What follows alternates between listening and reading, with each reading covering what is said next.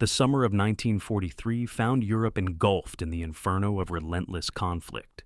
Cities were reduced to rubble, and the skies were a constant roar of Allied bombers. The once formidable armies of the Reich were in a desperate retreat, pushed back from the arid landscapes of Africa and the frigid expanses of Russia. For countless German women caught in the maelstrom of war, simple survival often meant capitulation. Taken captive in isolated skirmishes, some for their roles as support personnel, medical assistants, or auxiliary staff, they were then herded onto transport vessels. These ships, however, were not bound for the Siberian gulags, but rather sailing westward across the vast Atlantic, destined for the United States of America. For weeks they endured the arduous sea voyage. The Atlantic Ocean, an endless expanse of gray, heaved and churned beneath their vessel, carrying them towards a nation they knew only through heavily biased propaganda posters and hushed whispers. Their minds were clouded with trepidation, their imaginations poisoned by tales of American cruelty. They had been led to believe that captivity meant starvation, brutal beatings, or something far worse. They envisioned themselves confined in iron cages, bound by unyielding chains, forced into labor until their dying breath. The yearning for home was a constant ache, haunted by images of bombed-out streets, missing brothers, hungry children, and the accusatory stares of Nazi officials who branded any surrenderer as a traitor. As their ship drew nearer to the American coastline, the women huddled together, their rough uniforms offering little comfort. Some offered silent prayers, while others, with gritted teeth, vowed never to speak to their captors. A few simply wept, their sorrow a quiet, unexpressed burden. The harbor materialized with the break of dawn. Cranes loomed, warehouses stood sentinel, and American soldiers, their shouts echoing with orders, bustled about. To the German women, it felt as though they were stepping directly into the jaws of a ferocious beast. Trucks rumbled to life, their engines a prelude to their journey to the internment camps. Armed guards stood at their posts, rifles casually slung over their shoulders, their uniforms immaculate, their boots polished to a gleam.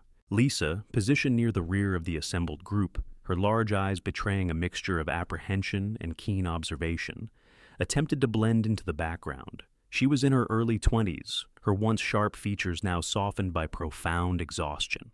Within her mind, she reiterated the dire warnings that had been so forcefully ingrained. The Americans will humiliate you. They will make you suffer. They are nothing like us. Yet, a more subdued, yet persistent inner voice questioned whether these dire pronouncements were truths or fabrications. Beside her, Anna stood ramrod straight, her hands balled into tight fists. She was older, her countenance etched with an unyielding resolve, her eyes hardened by a fierce loyalty to an ideology she refused to relinquish.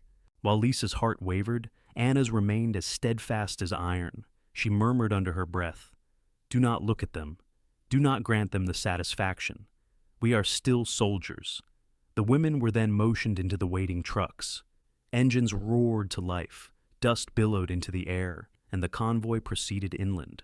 After what felt like hours, the trucks came to a halt before a formidable barrier of barbed wire and vigilant wooden watchtowers.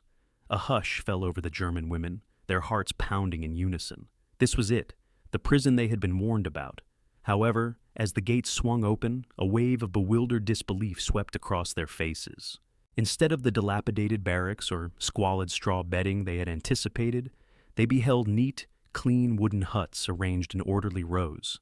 The windows gleamed, and the pathways had been meticulously swept. Inside, the bunks were robust, equipped with actual mattresses and comforting blankets. Running water trickled from taps in the communal washrooms, and actual shower facilities were available, not mere buckets. Lisa blinked, utterly astonished. "It's clean," she whispered. Anna's response was sharp and immediate. "Don't be deceived. It's a ruse, always a deception." Yet, the tangible evidence pressed in upon them. The guards did not resort to shouting abuse. The officers issuing instructions spoke with firm authority, but devoid of any cruelty. The women were instructed to settle in, maintain order, and adhere to the camp regulations. Uncertain glances were exchanged amongst them. Some felt a surge of relief wash over them, while others experienced a deeper sense of unease, as if this unexpected leniency was more perilous than outright hostility. That evening, a gnawing hunger assailed their stomachs as they formed a line in the mess hall. The air was filled with an unfamiliar yet enticing aroma, warm and rich. They had braced themselves for meager rations, thin soup, hard bread, perhaps bitter coffee if they were fortunate. Instead, they stood frozen in place. Arranged on metal trays before them were sizzling hamburgers, their juices dripping onto freshly baked buns. Beside these were tall glass bottles of Coca-Cola, their caps releasing a satisfying hiss as they were opened, the dark liquid fizzing with an inviting effervescence. In a corner, a low hum emanated from a machine they had never encountered before, dispensing generous scoops of ice cream into bowls, a cold mist swirling in the air. The women remained silent. Was this some elaborate, cruel jest? Lisa's heart pounded. Her stomach growled with hunger, yet her mind hesitated. Slowly, she reached for a bottle of Coca-Cola, the cold condensation creating droplets that slid down the glass. With trembling fingers, she managed to pry the cap open. The sharp hiss startled her. She took a cautious sip.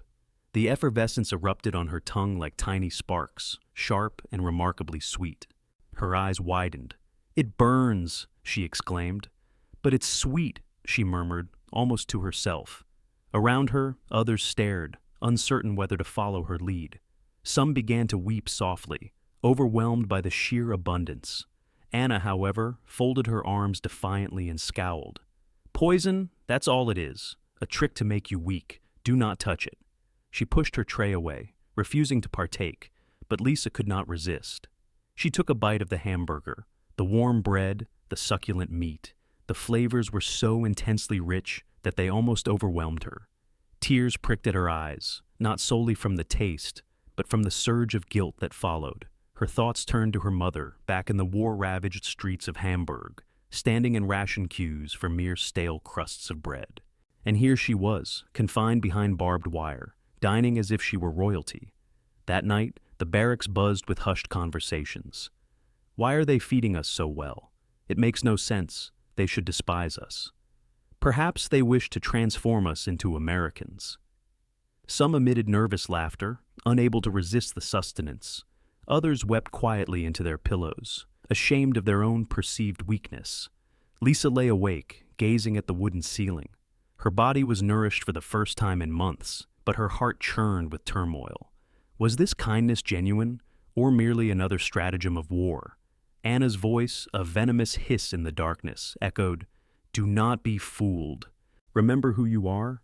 But Lisa found herself unable to forget the tingling sensation on her tongue, the exquisite taste of meat and bread, and the unsettling realization that the world beyond the Reich was not at all as she had been led to believe. And so, their first night in America concluded, not with the dread of chains, but with a perplexing mix of confusion, guilt, and the lingering, bittersweet tang of Coca-Cola on their lips. Days bled into weeks, and the camp gradually established a rhythm, a routine that the German women had never anticipated. Each morning, a whistle would sound, not a signal of alarm, but simply to mark the commencement of the day. The women would rise from their bunks, which no longer felt alien, fold their blankets, and assemble for breakfast. Instead of the watery gruel they had expected, they were greeted with scrambled eggs, toast, and, on occasion, even sausages. Lunches consisted of steaming plates piled high with hamburgers and potatoes.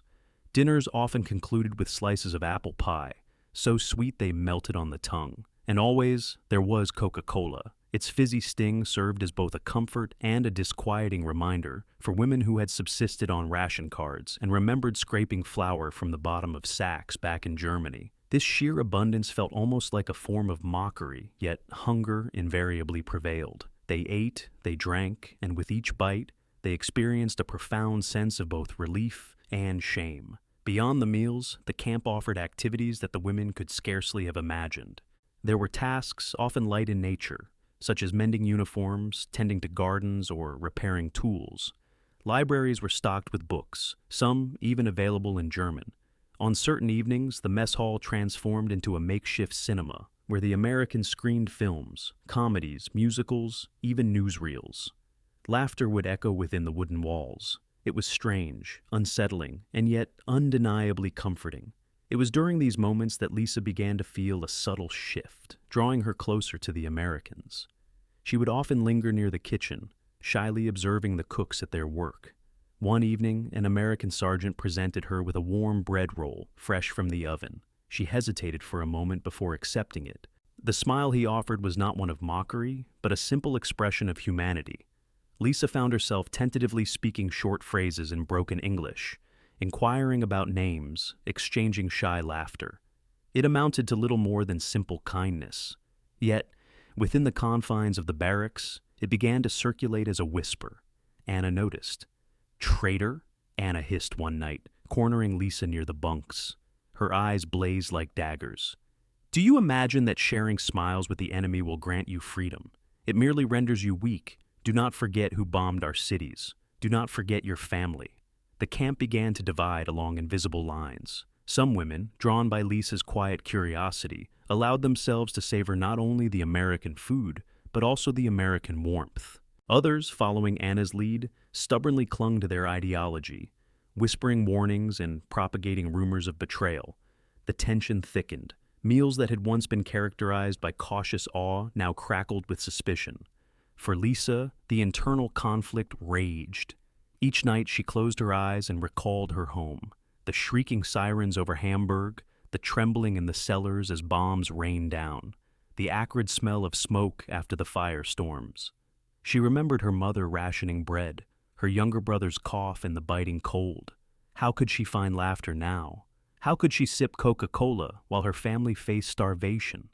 And yet, the laughter around her was genuine. The music that occasionally drifted from American radios was gentle, playful, vibrant with life. She found herself humming along, a mix of shame and an inability to stop washing over her. Survival, she had believed, was synonymous with hunger, pain, and silence. But here, within the barbed wire enclosure, survival presented a different aspect: warmth, sustenance, and an unexpected benevolence. Not all within the camp was peaceful. Whispers drifted like smoke. Rumors of escape attempts in other camps circulated. Tales of prisoners who had painstakingly dug tunnels only to be apprehended. Stories of others who had vanished into the American countryside, only to be hunted down within days. One afternoon, trucks rumbled through the gates, bringing new contingents of prisoners. Their faces were gaunt, their eyes hollow. They carried with them grim tidings of Germany's mounting defeats, setbacks in Africa, retreats in Russia, and aerial bombardments that had leveled entire cities. This news spread through the camp like a fever. Some women wept openly, while others clenched their fists and vowed that the Reich would undoubtedly rise again. Anna's fury intensified with each passing day. "You are forgetting who you are," she declared loudly to the others in the barracks. "We are Germans. We are soldiers. Do you believe that pie and Coca-Cola can erase that identity? Never." Her voice sliced through the air like steel, and while some nodded in agreement, others averted their gaze, unable to deny the comfort they had experienced. The true schism occurred one evening when the Americans organized a small gathering. In the mess hall, a radio crackled to life, and the lively strains of swing music filled the room, its vibrant trumpets and energetic beat infectious. For the Americans, it was merely a moment of relaxation. For the German women, however, it represented a strange and potent temptation. Lisa sat among them, her heart thudding. The music was unlike anything she had ever heard in her homeland, playful, carefree, brimming with pure joy. Without conscious thought, her lips began to move, humming softly at first, then forming words she barely understood. She was singing. Her voice started as a mere whisper, then grew stronger as others joined in. Laughter bubbled up from the group. For a fleeting moment, the camp ceased to feel like a prison. It felt, instead, like life. Anna's eyes burned with indignation. She rose to her feet, her voice cutting through the music like a sharp blade. "Do you hear yourselves singing their songs, dancing like fools? You disgust me. Every laugh, every sip of their poison is an act of betrayal. Have you no honor?" A profound silence fell. The music continued to play, but the joy that had momentarily filled the room had been fractured. Lisa froze, her cheeks burning with a simultaneous flush of shame and defiance. She lifted her head, meeting Anna's intense gaze. Her voice trembled, but she forced the words out. "Is it betrayal to live, to breathe, to find a moment of peace when all else has been taken away? The question hung heavy in the air, more weighty than the music, more profound than the ensuing silence.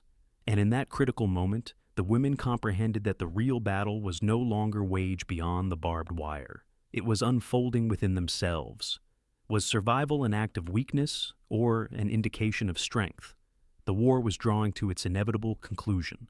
News filtered into the camp gradually, conveyed through hushed whispers, tattered newspaper clippings, or the guarded expressions of the American officers.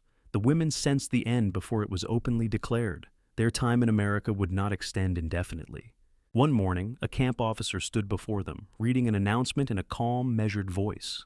They were to be repatriated, to be returned to Germany as soon as arrangements could be finalized. The words settled heavily in the atmosphere. For years, freedom had been a distant, unattainable dream. Now that it was being offered, it felt strangely burdensome, almost frightening. Some women wept softly, overwhelmed by the prospect of returning to the ravaged landscape of their homeland. Others cheered, unable to contain their elation. The barracks erupted in a tempest of conflicting emotions, relief, fear, and uncertainty all intermingled. Lisa sat motionless, her hands clasped tightly in her lap. She had grown accustomed to the rhythms of camp life, the meals of hamburgers and apple pie, the effervescent Coca-Cola that had initially shocked her, the laughter that occasionally echoed in the evenings. To depart meant stepping into an unknown realm, back to a Germany she no longer recognized. Anna, in stark contrast, stiffened with pride. Her eyes gleamed, not with fear, but with a hardened sense of vindication. She whispered to anyone who would listen that at long last they could reclaim their honor, return to their people, and leave behind this insidious poison of American kindness. As the final days in the camp approached, farewells became an unavoidable reality. Some women quietly expressed their gratitude to the American cooks and guards, their voices trembling with genuine sincerity. A few even dared to extend their hands in a handshake, a gesture that would have been unthinkable mere months prior. For them, the kindness they had received had left an indelible mark, far deeper than any propaganda could have ever achieved. On the morning of their departure, Lisa lingered outside the mess hall. In her hand, she held a glass Coca-Cola bottle, her initial encounter with America, and the one that still evoked a sense of both shock and wonder. She remembered how the fizz had tingled on her tongue, how she had laughed despite herself, and how some of the women had cried, their thoughts consumed by their starving families back home. Now, as the trucks lined up to transport them away, she raised the bottle in a small gesture of farewell. The sun was just beginning to rise, casting a golden glow over the camp. The Coca-Cola fizzed softly, its bubbles rising and bursting like tiny sparks of life. Anna stood apart, her arms crossed tightly across her chest, her expression unyielding. She would not partake in the sweetness, not even at this final moment. And yet, for Lisa, the bottle symbolized something far greater than herself. It represented the memory of fear transformed into surprise, of bitterness softened by an unexpected benevolence. It was survival, not achieved through weaponry or defiance, but through the simple, fundamental act of being human. The war had attempted to strip them of all hope, but even within the confines of the barbed wire, they had discovered fragments of it in laughter, in music, and in food they had never dared to dream of. In the final analysis, war encompasses more than mere battles or territorial disputes. It is fundamentally about people, ordinary men and women, caught in the harrowing space between animosity and humanity. And at times, it is in the smallest acts of compassion that history inscribes its most enduring legacy.